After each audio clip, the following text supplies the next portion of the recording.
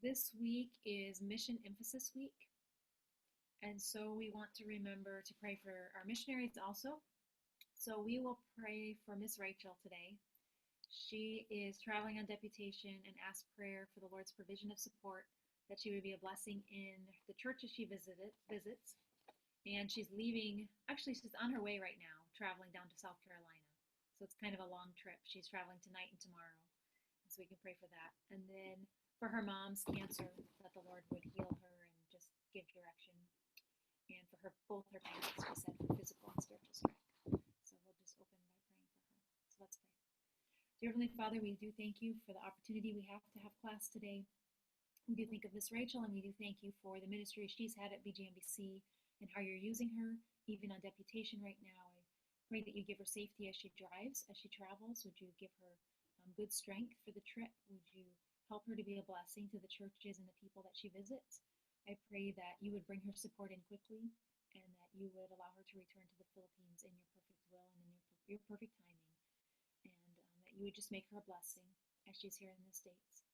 And I do think also of her parents, and just pray you'd give them physical and spiritual strength and wisdom, especially for the doctors, for her mom, that they would know what the best treatment is, and that you would ultimately heal her mom and just give her many more years to serve you. And Lord, I do thank you for what you're doing in Ezekiel's church right now, and the opportunities they have to still meet, and even the music program to continue to go forward. I pray you'd give wisdom to Ezekiel as he leads that, as he encourages the members, and that you would make it a blessing to each one who comes. I pray for Aya this morning, and just pray that you'd strengthen her, and that you would bring healing to her back pain, and just give her wisdom to know what she can do to relieve it, that you'd help her to be able to catch up in her classes and her assignments, and that she would be able to continue the progress that she needs through the semester. And Lord, that you would just give her the grace and the strength and the healing that she needs. We pray for wisdom as we finish the 4-part hymns today and look forward to the upcoming projects. Just pray that you give wisdom for this class hour. In Jesus' name, amen. All right. So let's go ahead and start with your piece. Since you're here, and then we'll do Aya's piece next. Let me find you.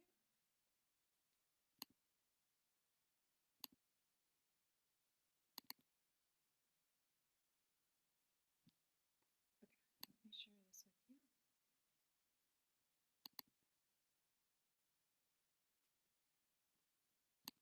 Okay, can you see that?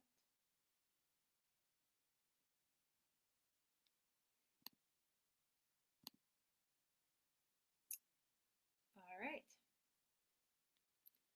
Let's go through your Tagalog first.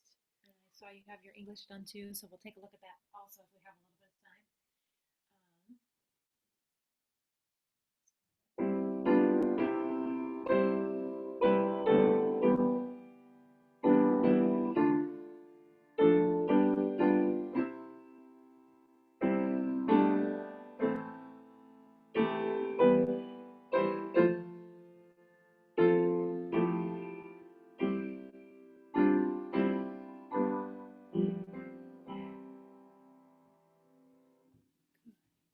Let's just stop there first.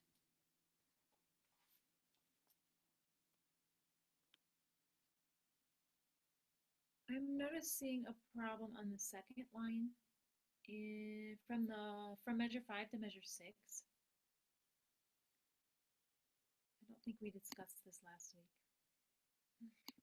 Do you notice anything there?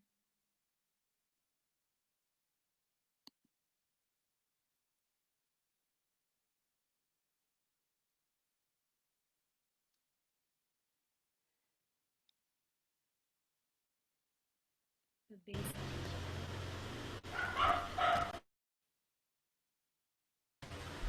Is this the parallel scale? So we have a parallel between your bass note and your alto. And it's a little bit of a tricky measure because your melody is leaping so much. It's a little bit tricky to figure out how to make this work. think on that for a minute. Let me see if there's anything else. Right here, we mentioned this last week. I think I would prefer to hear a complete chord here rather than the C.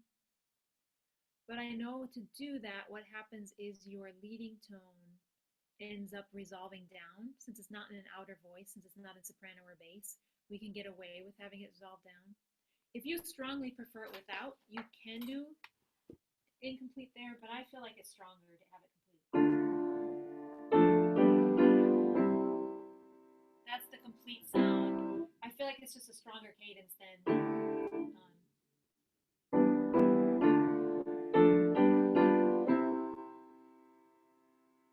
I don't know if that can come through Zoom and you can hear the difference, but you can experiment with it.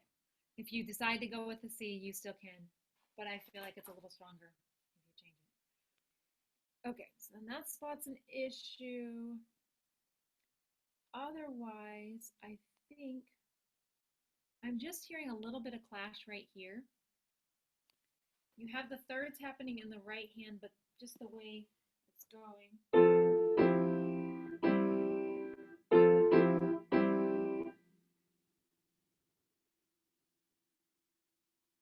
I think you're going to be stronger here to just keep the alto on the F.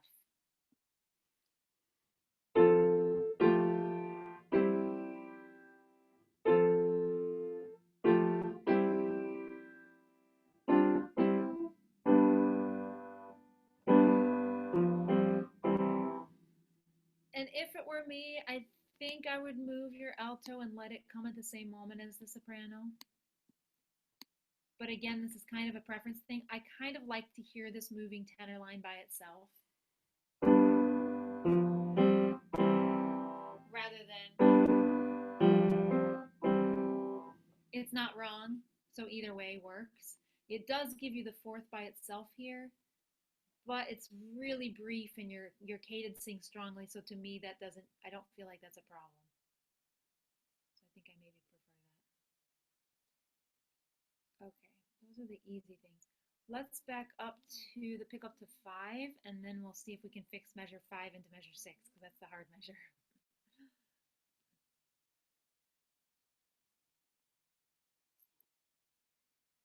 You worked on fixing the parallels between the bass and the alto, but I feel like that A and that B kind of clash.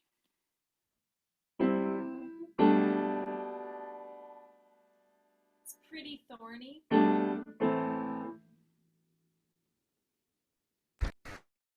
I actually left it there because I didn't know how to do it. Yeah. So here's what I would do. I would go ahead and let your alto and your soprano double the D. It fixes a problem and it creates a different problem. But in this case, I would think that the problem it creates is less. So if by doubling the D, then we have the voice crossing because we have to go to the C and the A.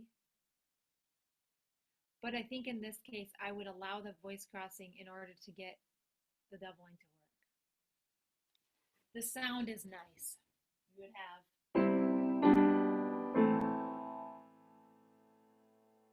just gives us a really nice sound. It gives us the proper doubling on the first inversion chord, the 5/6 chord. We're doubling soprano, and then you have the proper doubling when we get down to the downbeat of 5. And we just have the only issue we have is voice crossing, which again is a lesser problem than some of the others. So I think I would solve it that way. Okay, now measure 5 is the hard measure, and I'm not sure. We might have to take some time to think about this one. Measure 5, you're so low, and then you leap up. We're still okay, and that still can work, but then it's like to get to the next part, it's really tricky. Somehow we almost need to be not quite so open position on beat 3 in order so that the 16th note has somewhere else to go.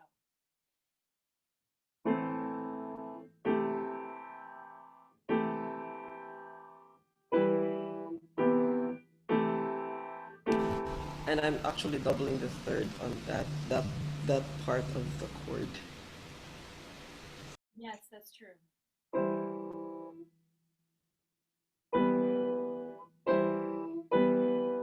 See, it's almost like you're on an E minor chord,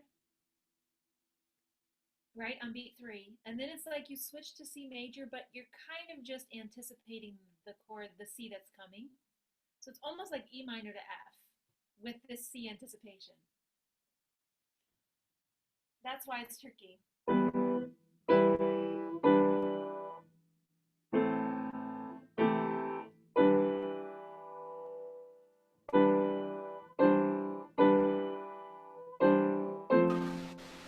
What if I put the E on the alto to the G, but there will be a high leap. It will be a big leap from the B flat, from the B to the G for the altos. Yeah.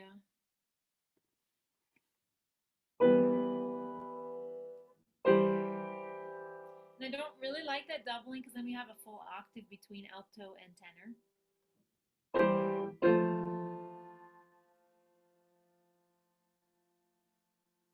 Okay, let's think a little unconventionally here. What if we treat this as an E minor chord? And what if you make it a seventh chord?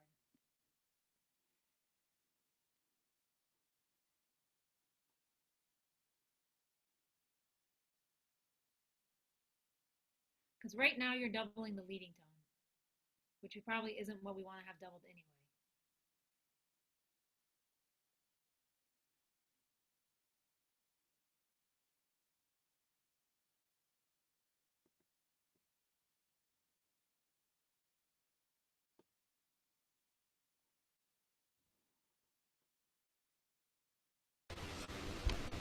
Um, yeah, it's okay for me. So if we made It's this okay. the seventh and we kept the seventh, so we're still thinking E minor chord. We're not really thinking a C chord here. We're just thinking E minor with this anticipation. I'll play it for you in a second. You can see if you like the sound of it. Then we wouldn't want to resolve it up to the F because that would be kind of awkward. We would rather resolve it and change our doubling.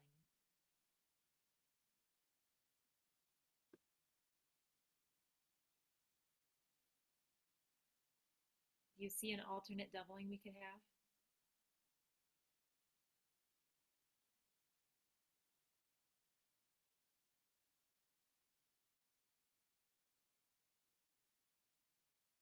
Instead of doubling bass here, instead of doubling the F, what other tone could we double?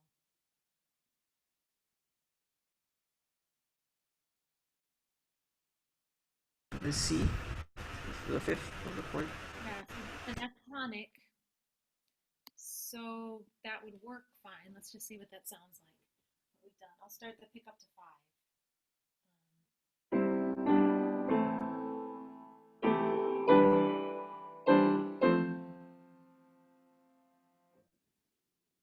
I don't know how well you can hear that. So if you can just experiment with it later, but I think that's a possible solution at least.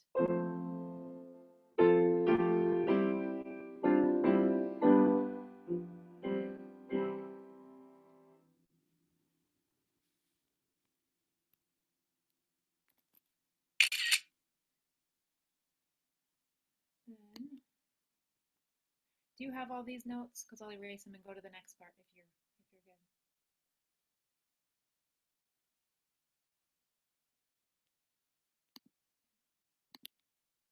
Okay, let's go on to your chorus.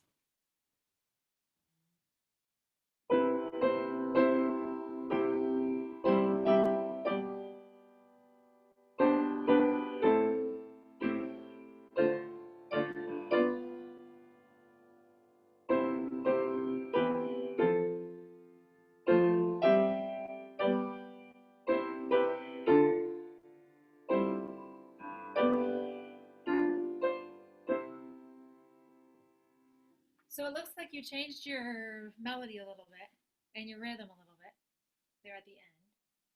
Let's just look at that real quick.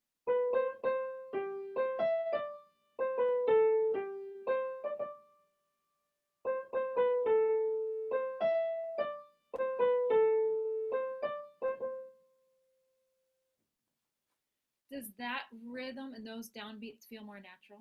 Is that why you made those changes? Ingana. The from the Ingana Chakmagun is feels more. It's well, at the beginning when I changed it, it felt weird, but it started to feel better when I kept on repeating and repeating to see if it really works or not. It's the Gloria di Agibos, uh, the last phrase. It's like I felt that the Magun Od could be held out more. That's what I'm But feeling. then when I tried to move the Gloria to the downbeat, it doesn't work.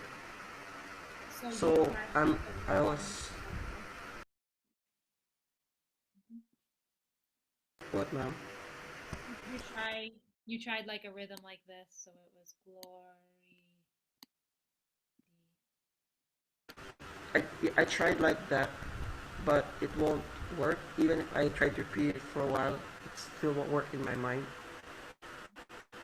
So I'm thinking that I will put a fermata here on the Magun Od, maybe like a fermata there.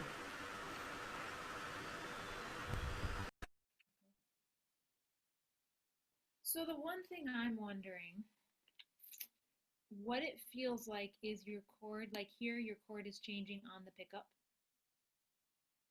and here your chord is changing on the pickup. I wonder if that will affect at all. If instead of the pickup being a chord change, the pickup could somehow be similar to what chord you had, if that would make it feel more natural.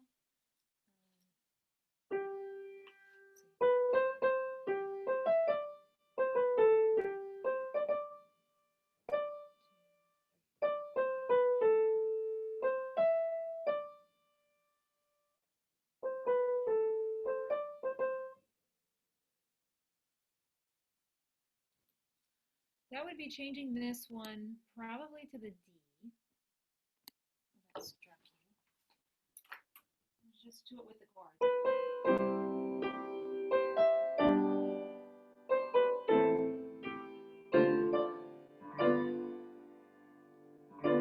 Two.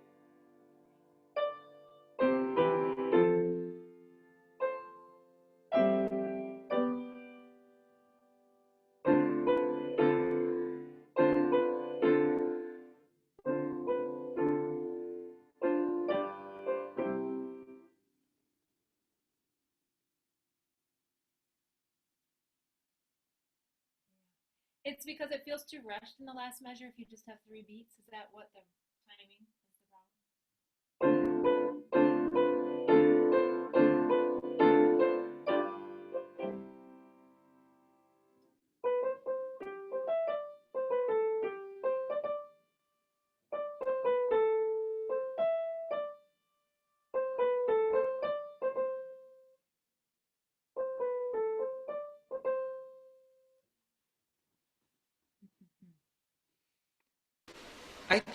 I think it will work now because I was always thinking that Gloria it will be Gloria di Agibus. But if I do it like how you did, Gloria di Agibus, it will work. Okay. So I'm doing the same melody you have, except that I'm using a D minor chord. So I'm not having to switch chords. I'm just incorporating this as part of D minor in the melody.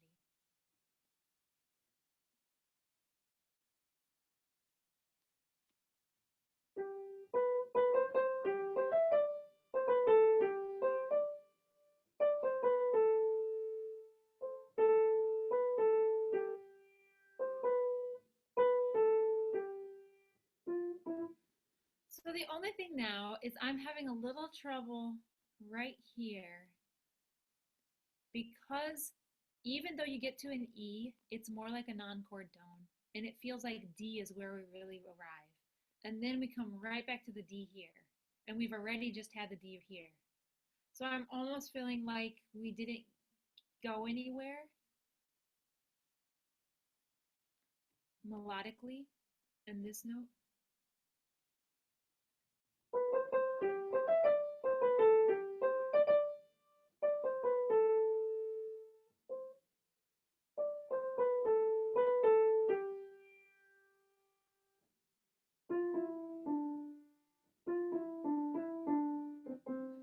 That was your old melody, I think.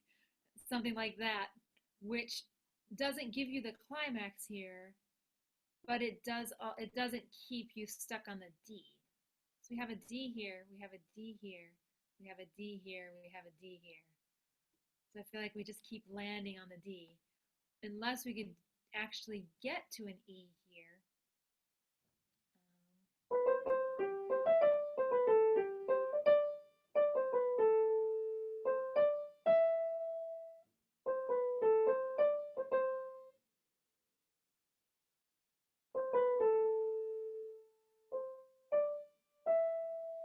So if you reverse those two melody notes so that E was our point of arrival,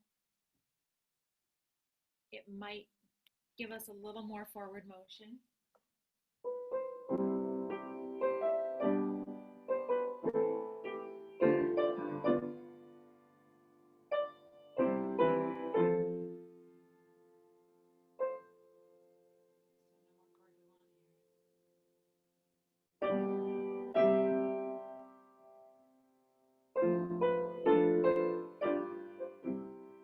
But I'm not sure. I have your old melody kind of stuck in my mind where it comes down, but I love how you're ending high with the Gloria. I like your ending here now. So I'm not 100% right there.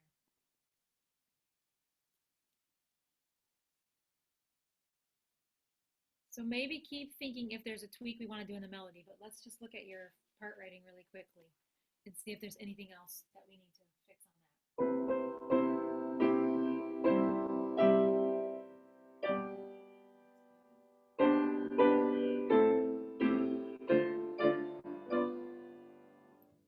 Okay, right here we have an issue.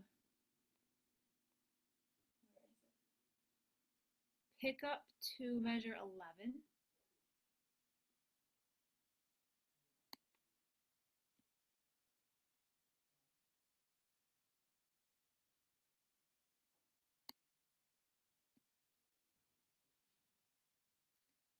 Between your soprano and your bass.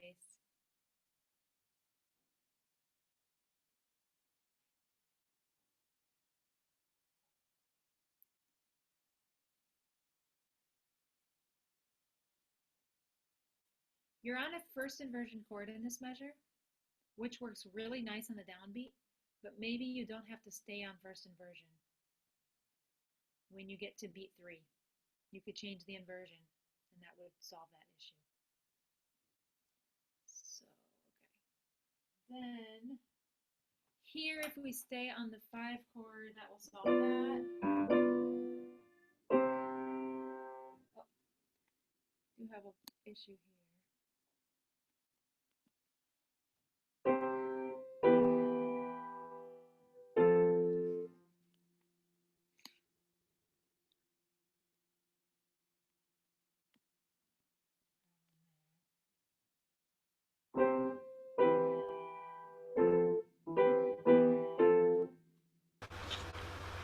I thought I fixed this already. I thought I part right this already. Yeah, sometimes things surprise you. Let's see.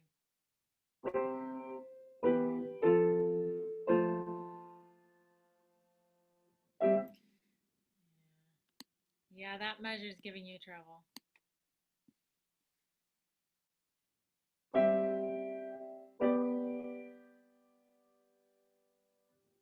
And then you'll rewrite this section, the D minor part.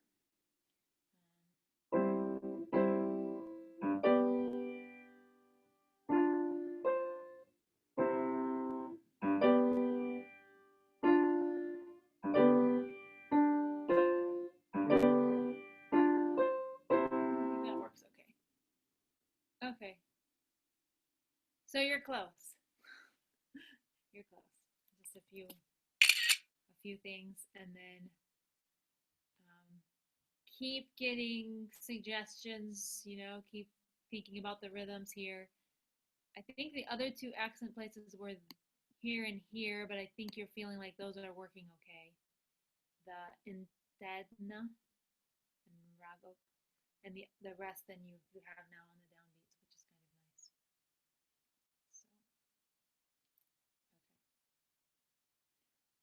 So, okay, I'll let you see what you can do on that. Okay, do you have everything you need from this?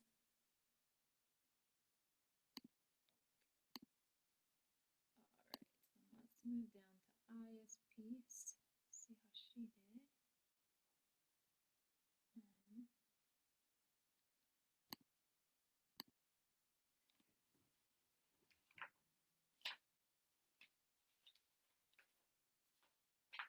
Okay, she lowered her key.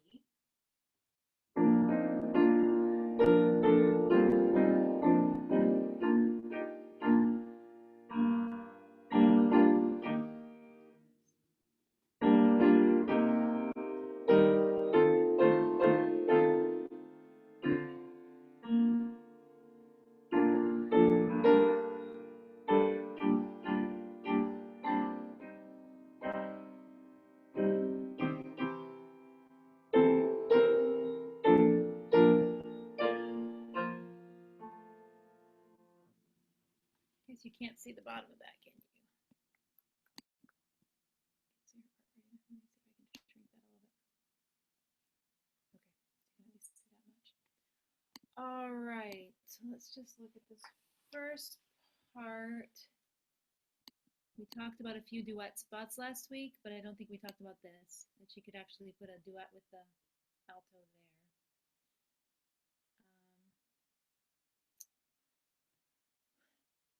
In this measure, I'm trying to remember why last week. I think she had a chord change. She had 2 chord changes in the measure here, but a lot of places she's only having 1. So Aya, we're going to let you decide, but I think it would be possible if you wanted to stay on the B flat chord here, even in the next spot. If she wanted to, she could keep B flat here, and then on the and, she could just do a bass note change. Instead of the altos having the B flat to D, she could give it to the basses. And then I'm thinking that we really want a we want an E flat chord here, a 4 chord there.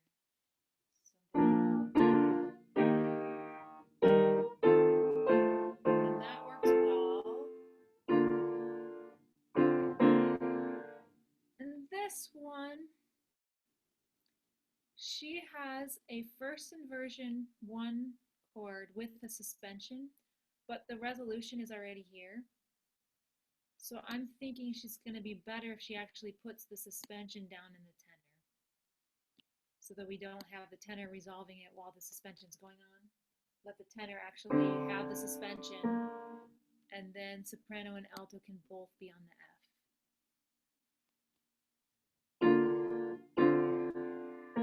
Should work there.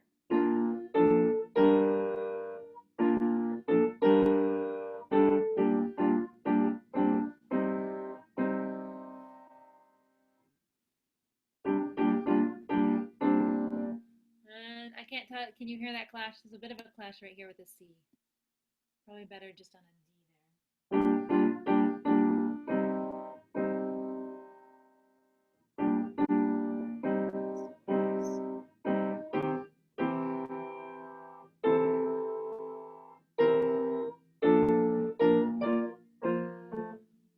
Right here, we don't want to go back to B flat. We just want to stay on the C.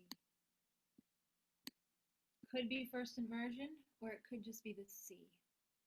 Either way could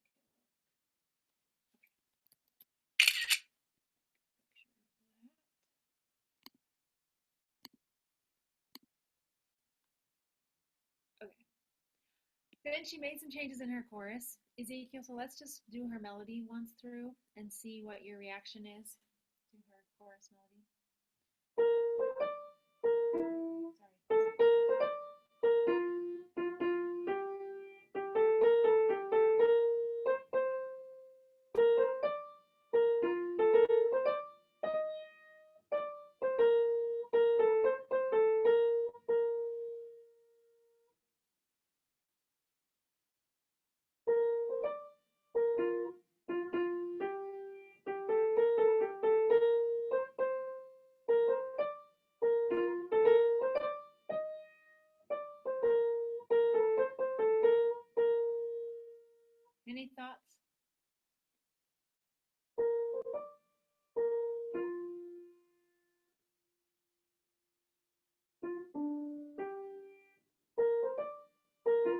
think at one point she had that, right?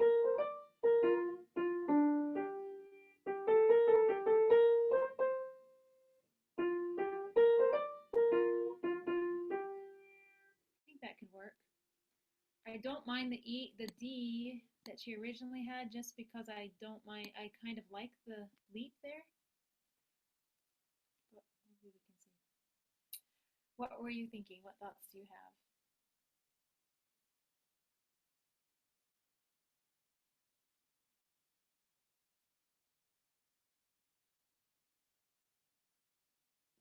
Walang sound.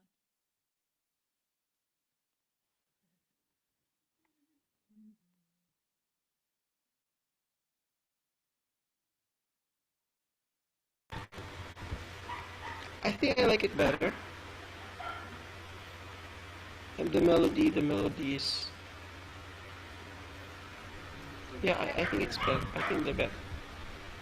I like the melody right now. I like how the climax is working.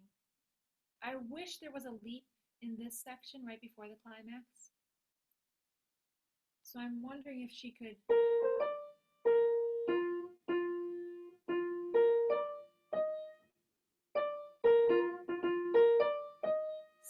I'm putting all F's. She wouldn't have to do that, but I feel like to go.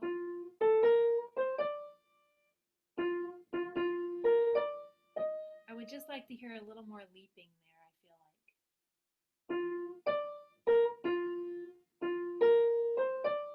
Either that or putting an extra F here and then jumping to the B flat.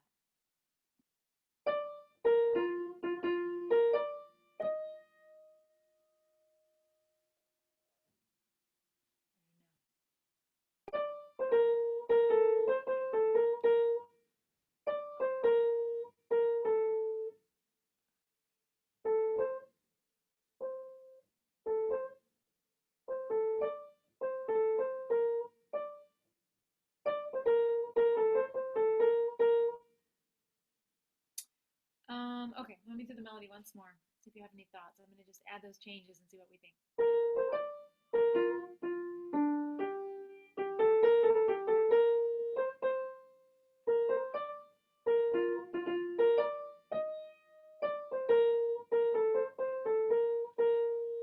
I'm not sure I'm sold with all the F's, but I really love the leaps. I like that part. Or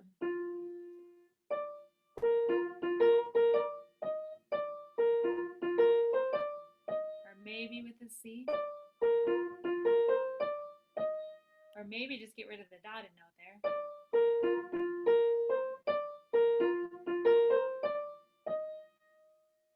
That could be another possibility. Do you have a strong preference, or should we just let Aya decide what she wants to do there? I like the climax. It's working well. I actually like her melody right there. You like her melody?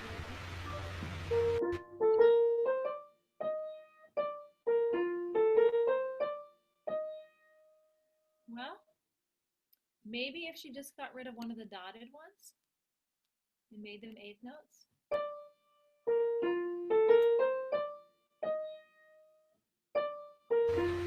Yeah, maybe on the last beat, maybe just two eighth notes instead of a dotted rhythm 16. Somehow I wish there was a leap there. But that's just what my ear is hearing. I think I'm wanting something leaping up for that climax, but it's not wrong. So Aya, you can decide. When she watches this, she can see which way she wants to do it. So let's look at her part writing.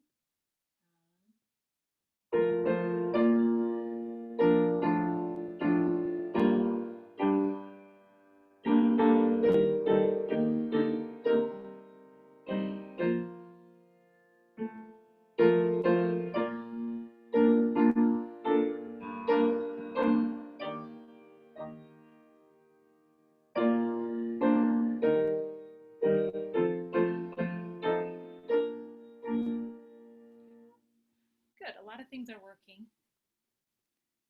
Right here, let's see, it's like she has a 5 chord on the pick up to 9, but it's like a suspension. So it we feel like we're having a suspension and a resolution at the same time.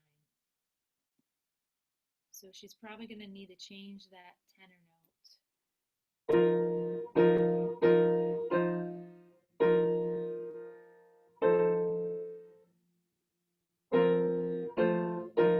She could put a seventh in the tenor, maybe. She'd have to change the part writing on the next one to make that work. Or tricky.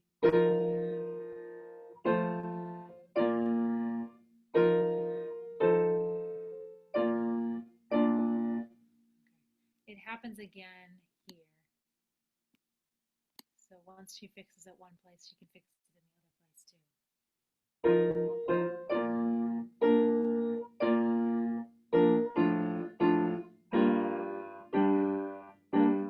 And then we're missing something here.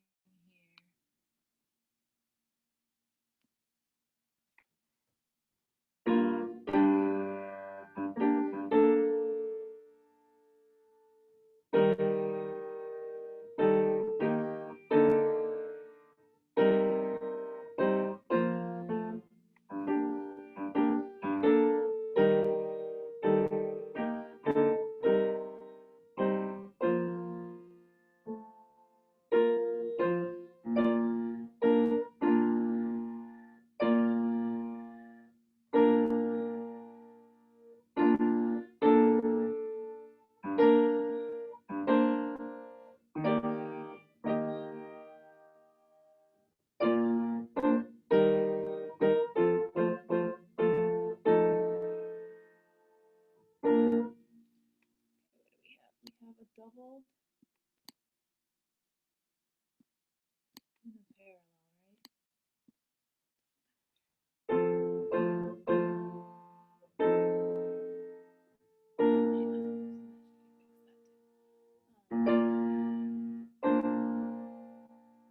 Okay, I think the only other spot for me is just after she gets to her climax. I almost feel like she could just keep that bass line.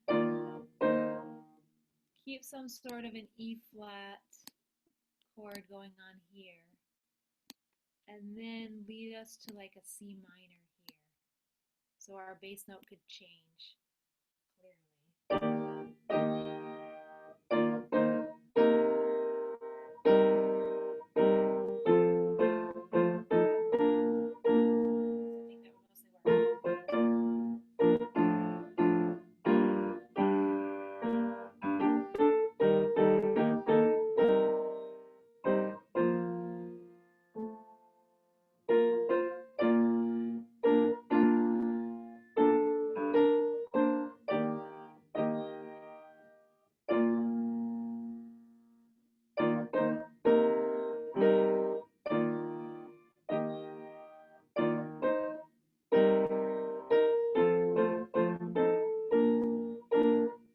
Yes, I think the rest of it's basically working.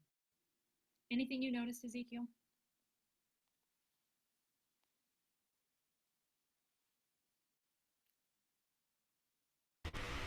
No, ma'am.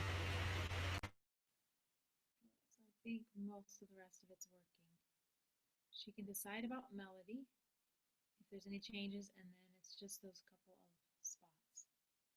So maybe just make that clear. So maybe the bass line here can be changed.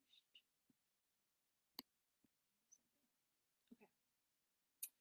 All right. Let me get a picture of that one.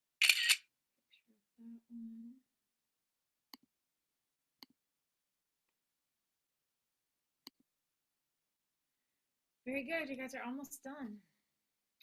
Finishing touches. Okay, let's look at your Am I a Soldier of the Cross real quickly.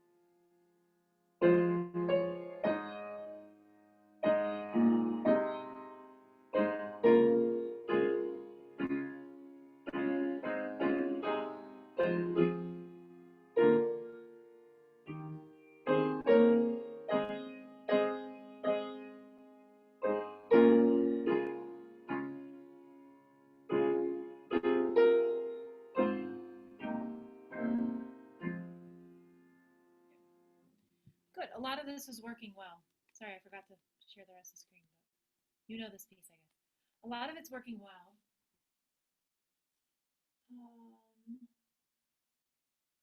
think your verse is fine. When we get to the chorus, I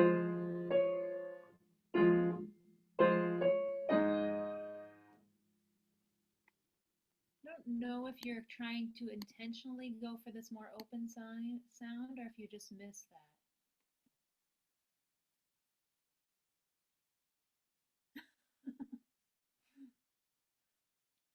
So we're fine by beat 3, but beats 1 and 2.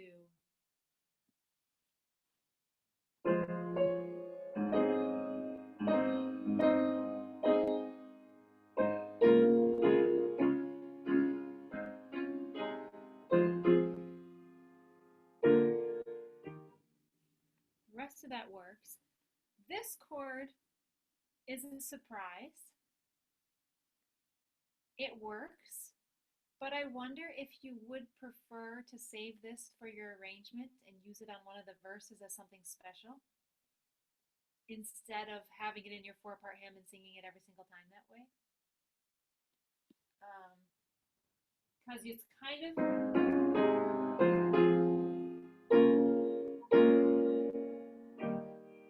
if you did just a regular B flat minor root position,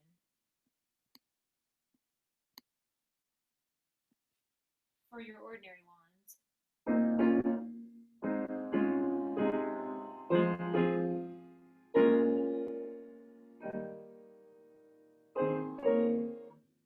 then you could save that for a special moment.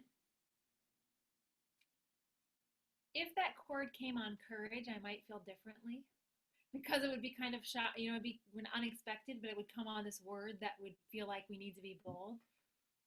I'm not sure.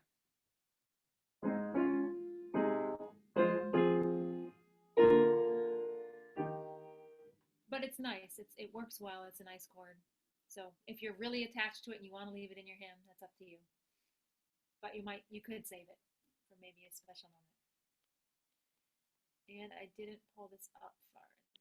That's going to be a problem. I should have pulled your whole chorus up so we could see it all at once. Ooh. Okay. Let me see if I can just do that again. It's just here. And here. So B flat, question mark. Then this spot, I kind of missed your low A flats, like you did the first time. You know, it's just such a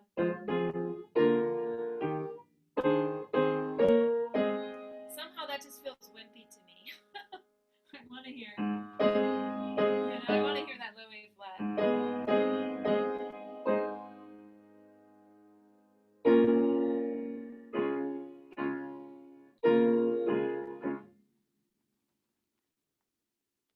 So if you want to go back to something similar to this first measure, it doesn't have to be identical, but something with the lower A's. Then this measure, I prefer the D flat in the bass. And I'm not sure if it's just because I got used to it in measure 10, but I kind of like the sound of it.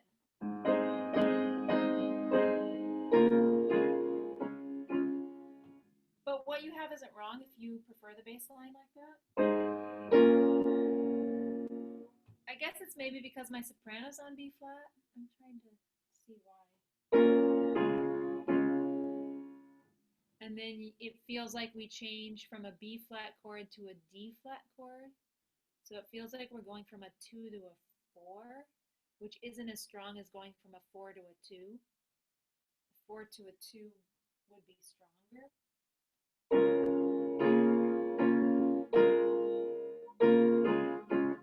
But somehow up here, oh, you know what? There is a problem here. I just saw it. Apart from that, somehow in the melody, because the B flat is coming, it feels almost like it's just an embellished 4 chord. It doesn't feel like a 2 chord going to a 4 chord. Whereas in this measure, I'm feeling much more like really have a true 4 chord going to 2, which is just a little bit weak. So it'd be stronger to have it the reverse, or to have it just, I'm sorry, that's the way we want it to be, is 4 going to the 2. But what we have actually is 2 going to the 4, which isn't quite as strong. So one way around that is you can make a 2 chord go to a 2-6 chord, or even a 2-6-5 chord, a 7th chord, and then we still have a 2 chord, but you can change the bass like you want to. So that's another option. Just stronger that way. Okay, one last thing, and that is in this measure. Right now you have on the downbeat a 1-6-4 going back into the minor. Okay, wait. So I'm sorry, I'm talking in major at this moment, right?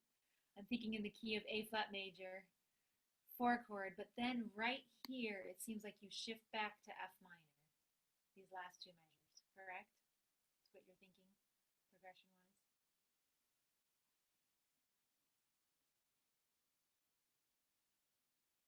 So perhaps if you switch back to F minor, you're going to be stronger root position rather than a 6-4, second inversion, unless you kept a 6-4 the whole way. You could do 1-6-4 to 5. But if we're leaping away to a 6 chord, I think you're going to be stronger this way.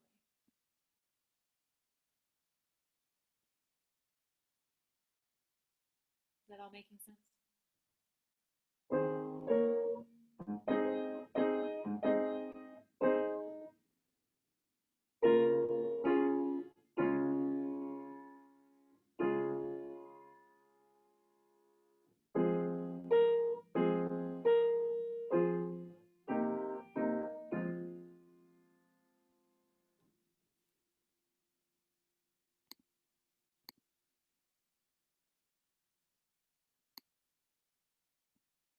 Any questions, Ezekiel?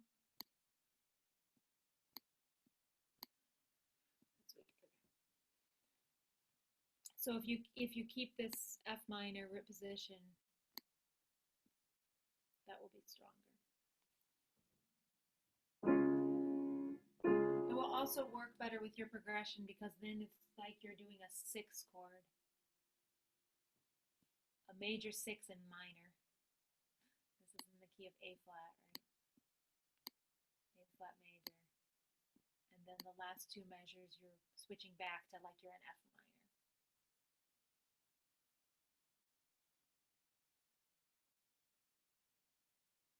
Any questions?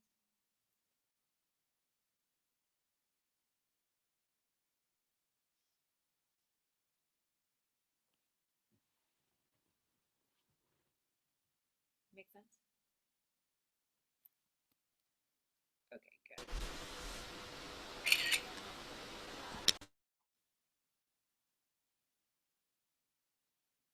Question?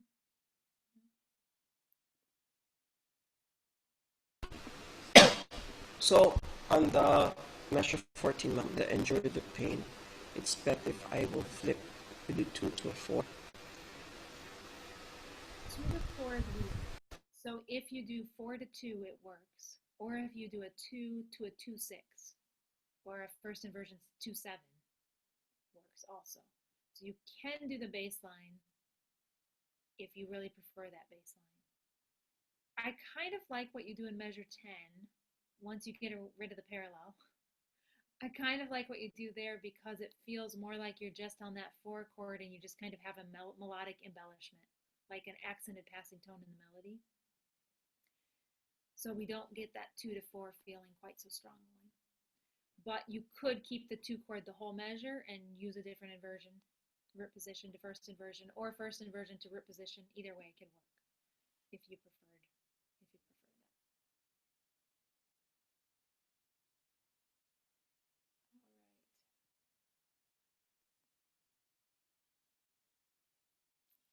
Okay, very good.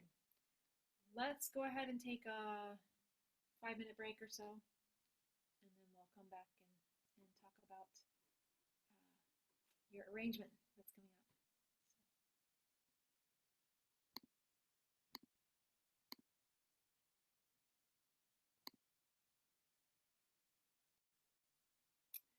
All right, so next week you will turn in your final copy of your 4-part hymns, which are both pretty close on. So you'll just turn that in with your critique. And then your critique is on your instrumental pieces.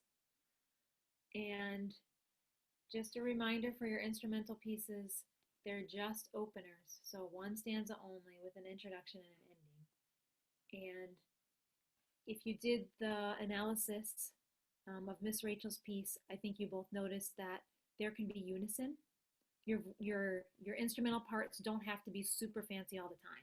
You can have some unison section. You can have some places where it's like an alto part that has nice thirds and sixths. You can have a counter melody. You should have a counter melody for at least part of it. And you can do a repeat if you want. That's completely up to you. But since this is a one critique piece, this isn't something I want you spending 15 hours on between now and then. So do your voice parts fairly simply, choose a key that's good for your instrumentalists, and then your main focus will be just making the piano accompaniment work, something not too difficult either. So don't create huge masterpieces that take all your time. Just try to keep it simple, practical, useful for your churches. So don't get too overwhelmed with that. All right. We're gonna, first of all, actually, I want to listen to a violin trio. And I want you to notice, this is an unaccompanied violin trio. So it's just 3 parts, no piano part at all. And I want you to notice how the arranger arranged the instruments and what part it gave to each violin. So of course, someone has melody, someone has harmony. Just kind of listen and see what you hear in this.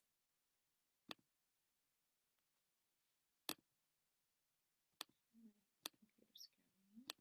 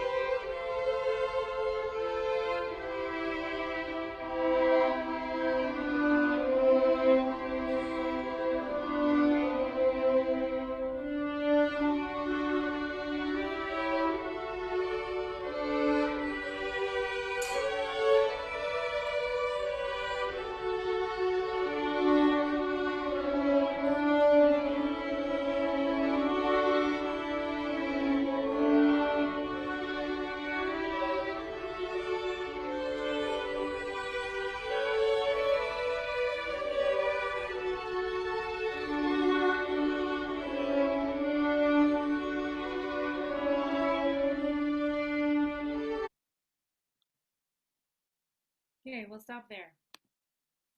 That gives us enough to work with. Are you familiar with this arrangement? Have you played it before, Ezekiel? You have. Good. Okay. So tell me what's going on in the arrangement. How does it start, and how do the instruments progress?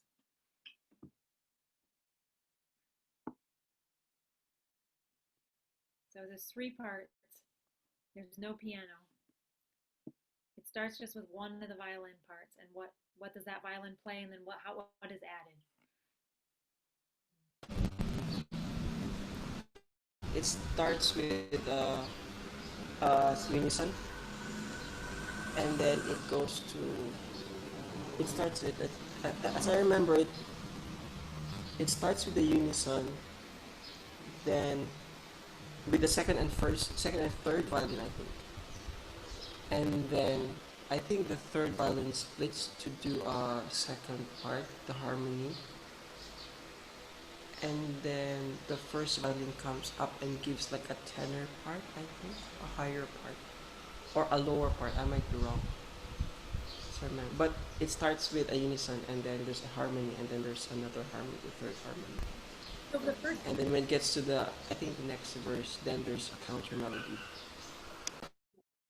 so it's very, very simple. So it may even start just with the violin one playing a solo, just that first phrase. But it's just unison, whether it's one violin or the full group. So it's just unison. Then it adds like a second part that's like a third below what you would expect to find in the alto part of the hymnal. And then you're right, it does something where it has a harmony part above. So now we have three parts, but we have like a alto, soprano, and then this harmony above. And of course, when you get to three parts, you have to have complete chords. So you have to make sure that the third is never missing in the chord, but still have smooth lines.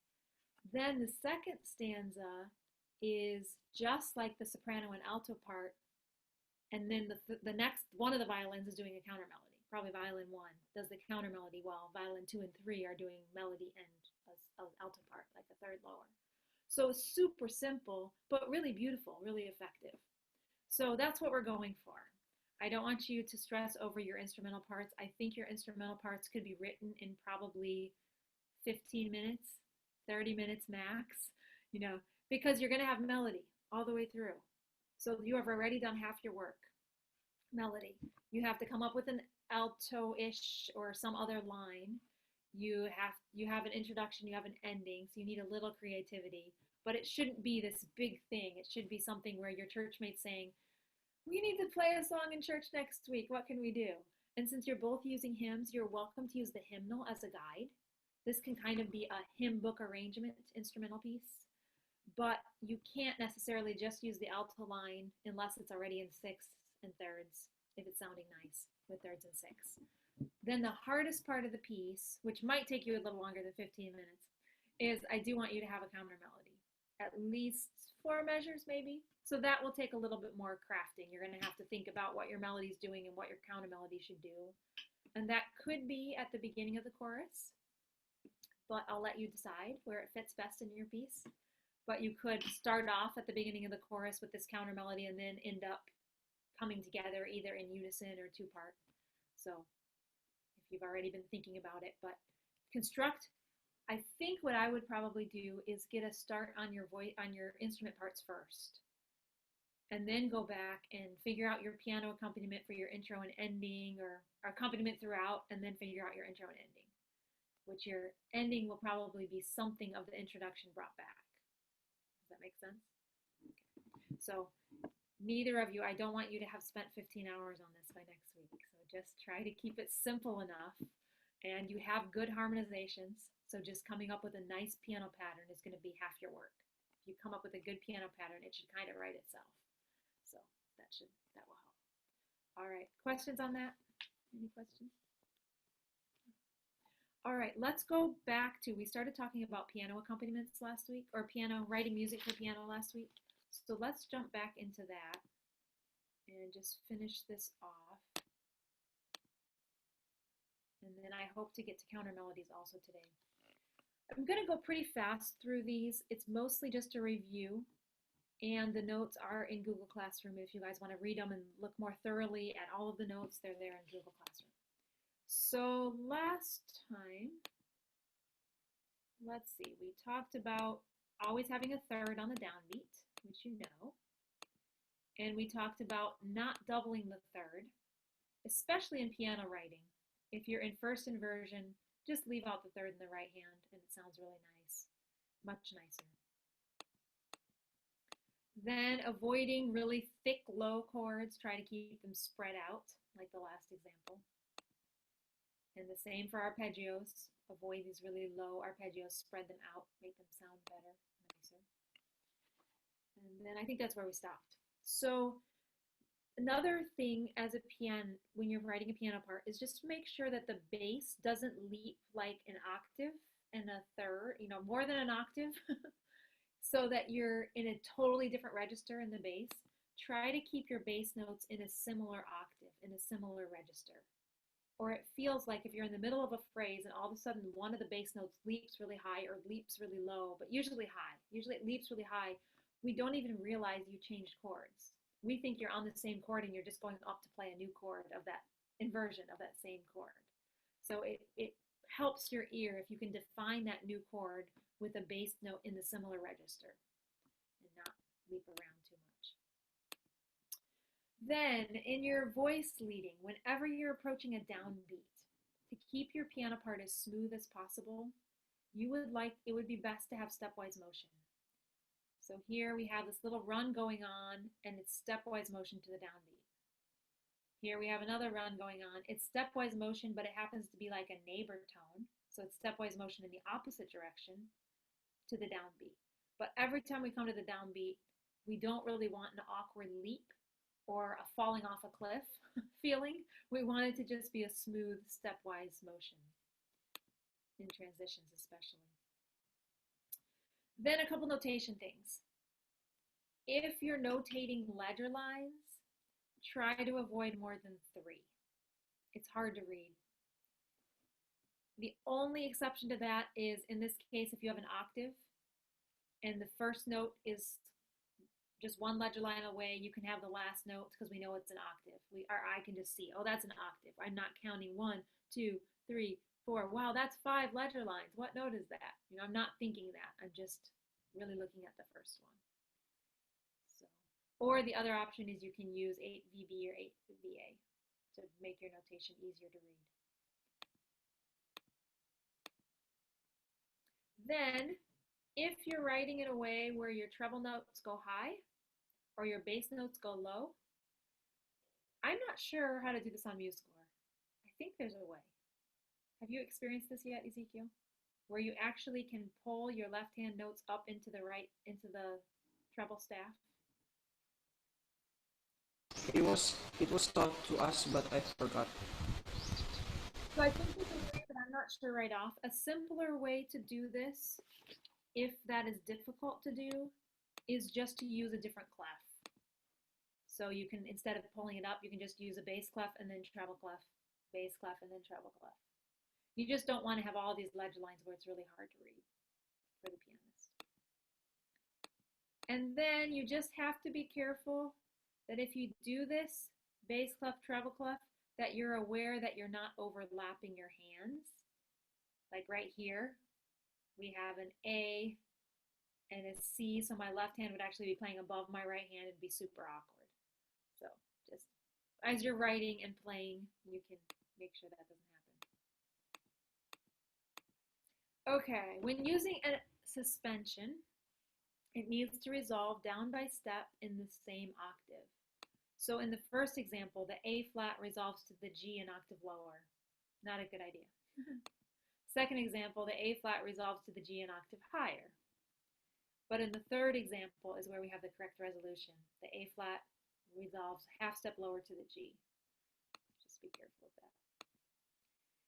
And then avoid your doubling your suspension or your resolution tone. So in this case, we have suspension G to a resolution F sharp that's doubled. The F sharp, we just want to avoid doubling that resolution. In the second example, it's done correct. Wait a minute. Why does it say good there? It should say avoid. My avoid is in the wrong place. Because what we have is we have in the right hand, we have an F sharp, and in the left hand, we have a suspension G. And so we want to avoid that. We'll get a real big clash. So this is the one that's good. F sharp resolving to G.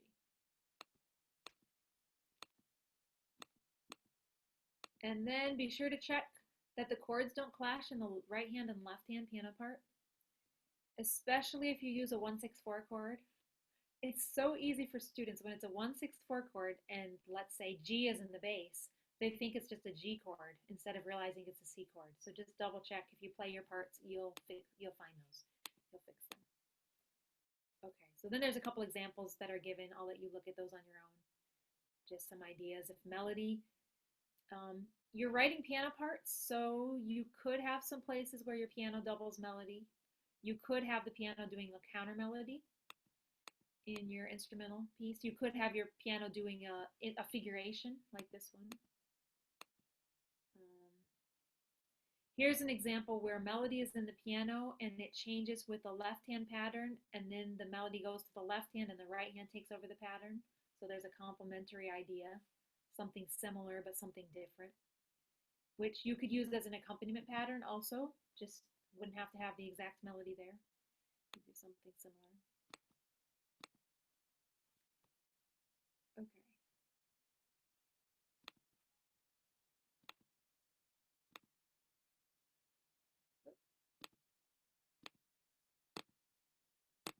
I just lost you. All right, that was fast. Any questions on that? Okay. You're familiar a little bit with writing piano parts, but just the smoother you can make it, the more you can play it through and make sure you're comfortable with what's coming. All right, now let's go on to counter melodies. Ezekiel, you have had counterpoint, right? You completed all the semesters of music theory, so you have had a good exposure to counterpoint. So we'll review some of that today, and hopefully you enjoyed counterpoint. Let me see if I can get this shared for you.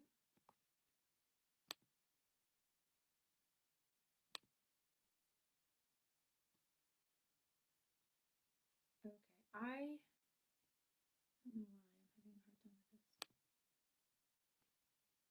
Let me try it again. Okay.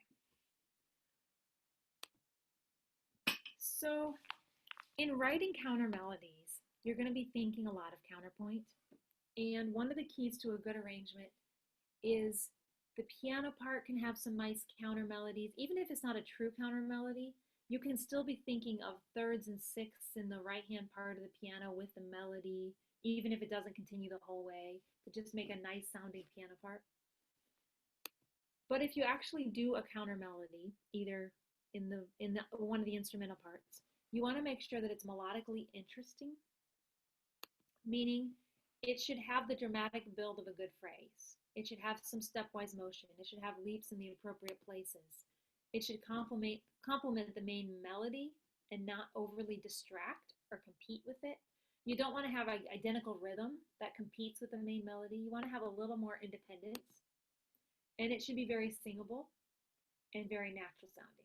I'm only requiring that you have at least 4 measures. So this doesn't have to be a huge long counter melody, but at least 4 measures. Then melodically independent, which means it can't just have thirds the whole way with the melody.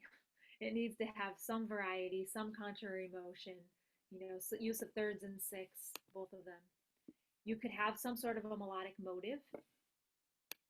You're probably familiar with this arrangement, Trust and Obey. Are you familiar with the Pinner violin solo of Trust and Obey?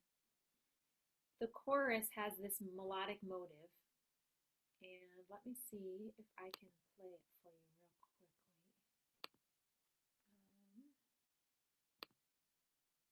See if this works.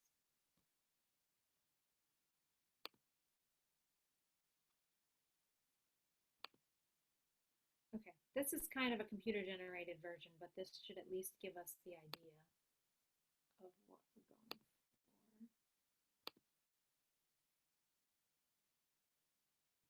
Okay. The counter melody, just notice what it's taken from in the piece.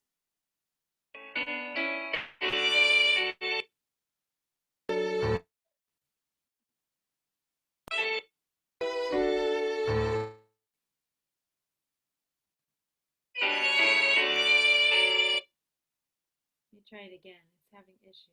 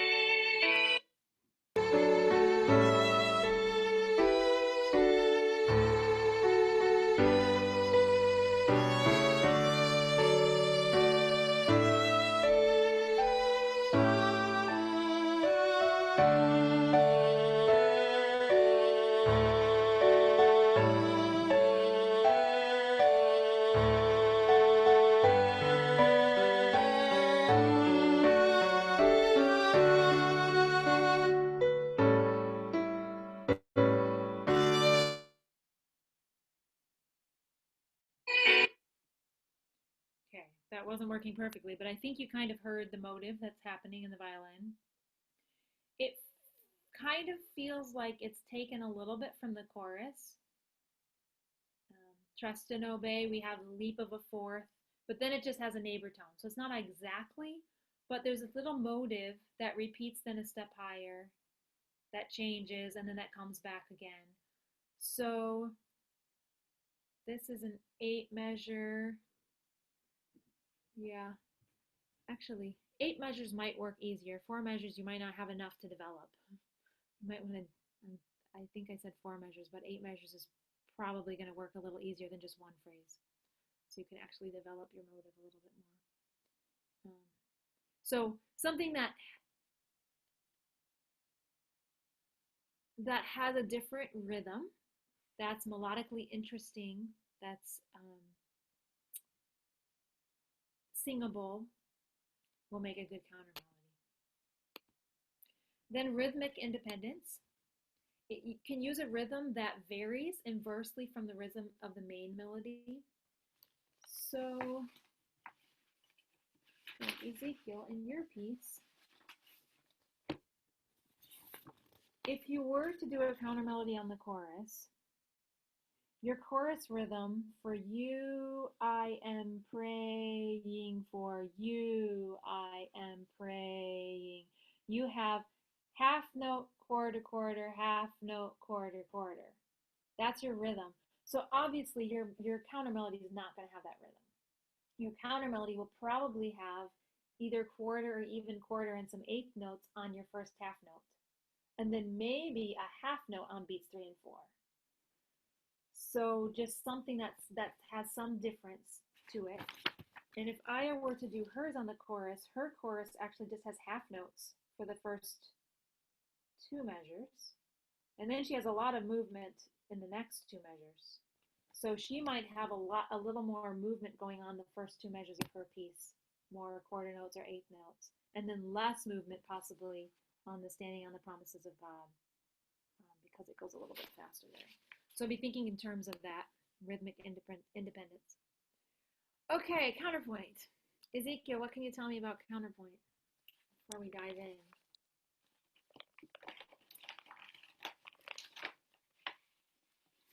Anything neat you remember?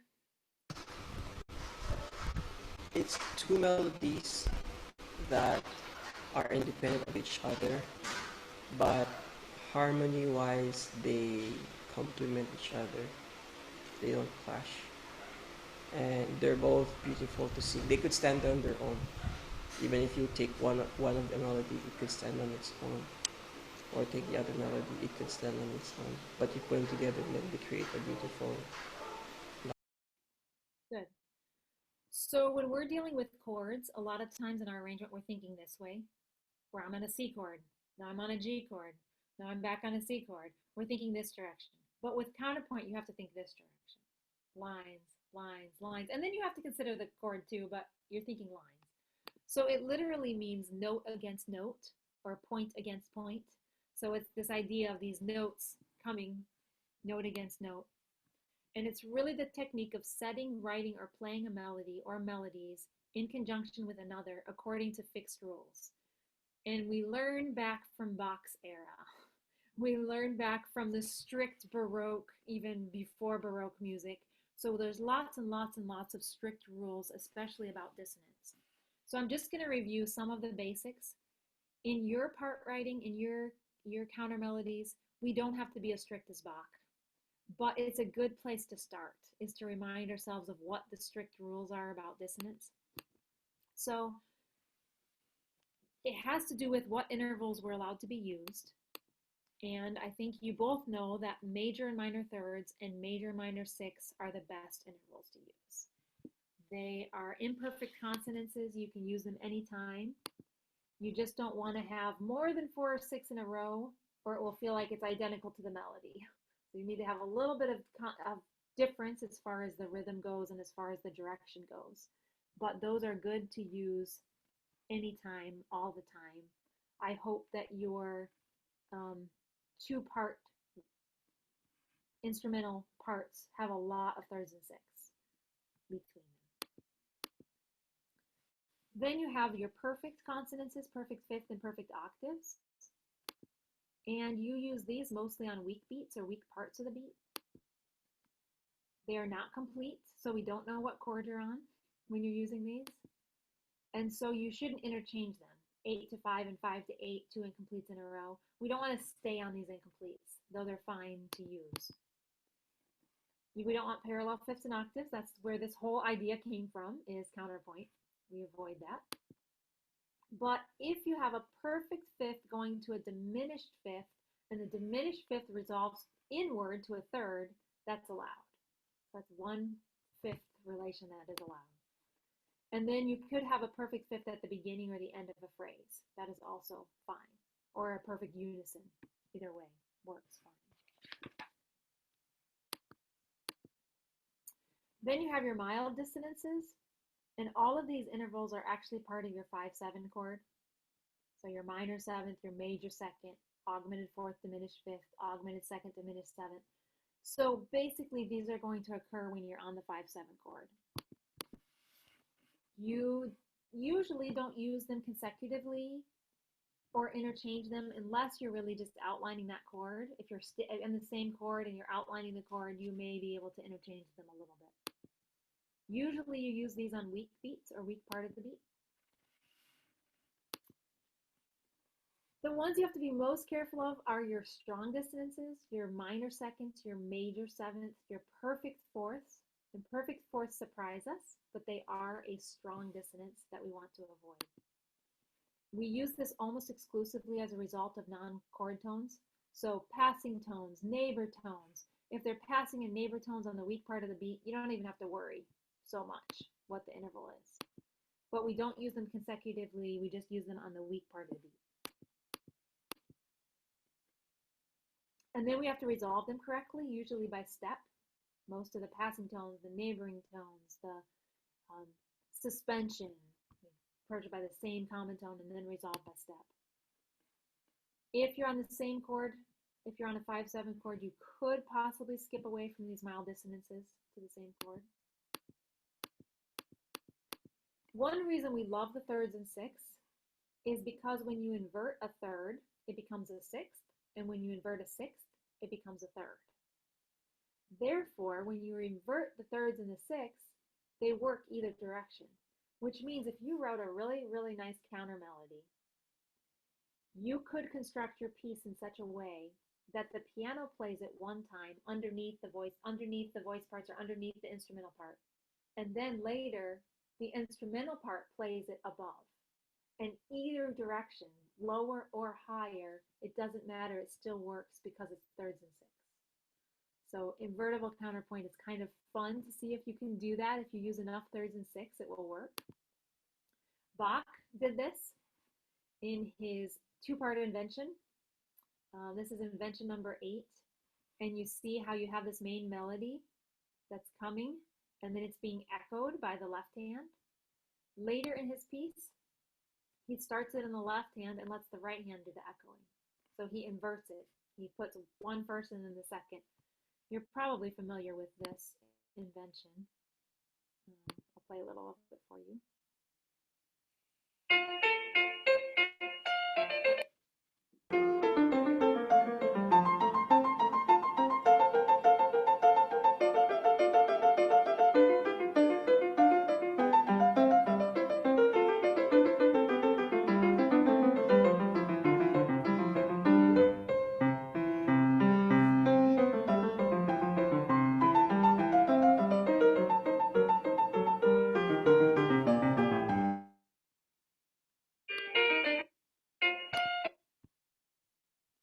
Do you see how that works? So it doesn't have to be that elaborate, but invertible counterpoint, just use your thirds and sixths, and it will work more easily. So how do we apply these principles of counterpoint to writing counter melodies? Number one, independent lines of music and text. So we want to balance what's happening vertically with what's happening horizontally. So vertically, you have to always be thinking, what chord am I on? What interval am I using? And then horizontally, we have to be thinking beautiful musical lines that are independent and unified rhythms and that are singable, that are easily sung. And that's where it gets challenging, is sometimes we're good thinking one direction. And so you always have a good chord, you always have a good interval, but then the line's not so pretty. Sometimes, especially singers, can write these beautiful lines, but you go to put them together and there's all these clashes. They don't really fit the chords, they're not really the right intervals. So it's super challenging to think both directions. Usually one voice will use the original melody and then the other voice will just move during a held note or somewhere in there. Then we'll apply this to choir later on this semester, but I'm just going to give you a little introduction to how this works in choral music. When you write for choir, it's really nice to have this textual counterpoint going on, this overlapping of text. So you have the choir may sing a text and then maybe the men will repeat it, maybe a little shorter, or somehow it needs to make sense, but it will add a lot of nice choral sound to your music. So here's an example. We have the main melody, wherever he may guide me, no one shall turn me back. And then there's a counter melody that's up here, where he guide me, no one shall turn me back. So we have these two melodies going on simultaneously. This particular melody actually ends up coming back in the third stanza in the piano part. So it's not always in the voice, but in this verse it's in the voice. So if you look at the intervals, you see how, okay, we're on an A flat in the main melody. The counter melody comes in at what interval to the A flat? It's below the A flat. So what interval would that be? It would be a fourth. It would be a fourth. So not necessarily our preferred interval, but right away then we go to a unison, and then we go to a sixth. So it's kind of this movement of the arpeggiated A flat chord. We have another sixth, another sixth. We have the sixth motion going on. We get a seventh. Then we have a 6/7 suspension followed by a 7/6. So we have this kind of this line going here together. Let me just move to the piano a second so that I can play this for you. Just 1 second. Oops. You can hear how it sounds.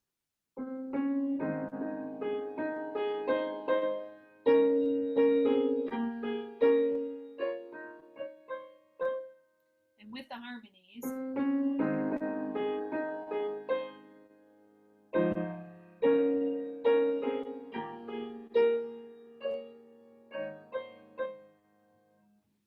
so just a little bit of embellishment. It's not even a lot of embellishment from the main melody, but enough that it gives a variation and a difference. So this is the idea of what I'm wanting to hear in your piece with your counter melody somewhere. Here's another example. This is the May the Mind of Christ my Savior. So we have the melody.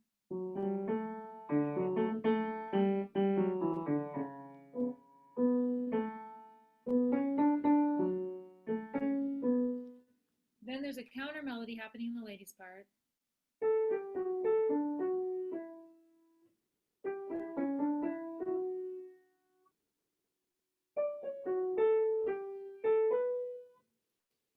So again, if we look at, okay, these are the chords we're using. We have to think of our chords and we have to think our intervals.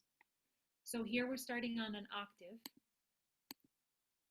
and then we end up on a third. It's really a tenth, but for simplicity's sake, we'll call it a third from the melody. A 3 to a 4 to a 6 to a 6. And then Rule My Life. Again, we start on a fourth. I want you to see that sometimes, whoops, I didn't want to stop sharing that screen. Let me try this again.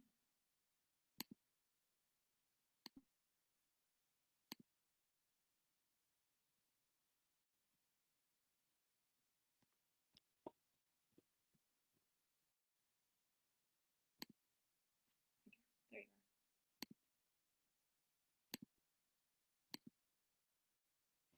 Okay, so sometimes the line actually justifies.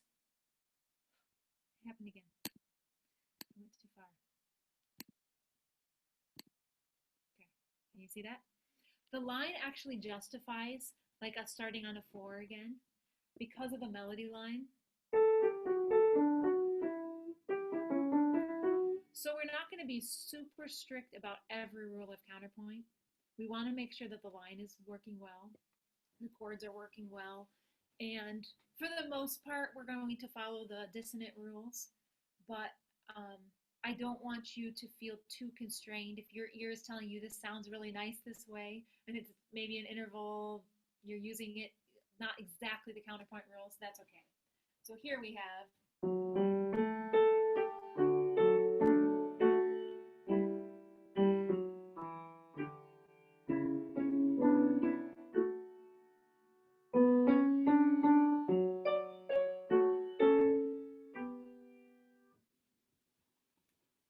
So you notice how here, in order for the counter melody to work, actually in both examples, we have the main melody starting first, the counter melody starting with a rest. So we're hearing the main melody, our ear is picking it up, and then we're hearing the counter melody filling in during the space.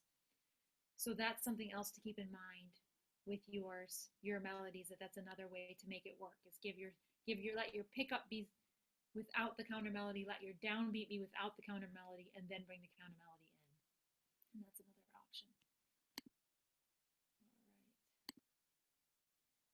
right. Any questions on